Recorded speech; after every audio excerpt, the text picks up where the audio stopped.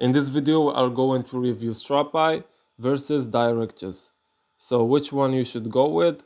Let's break it down.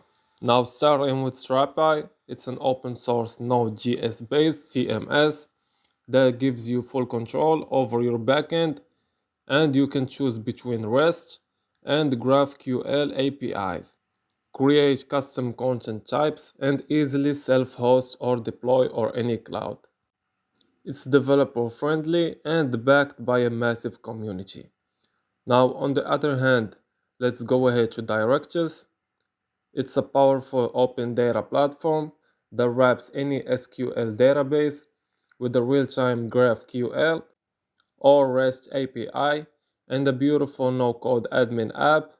It doesn't just create content models, it connects directly to your existing database scheme. So which one is best?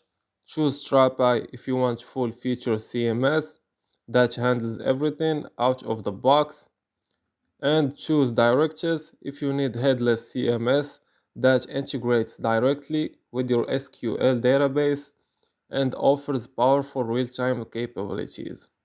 So in short, Strapi is structured and extensible, and Directus is flexible and data first.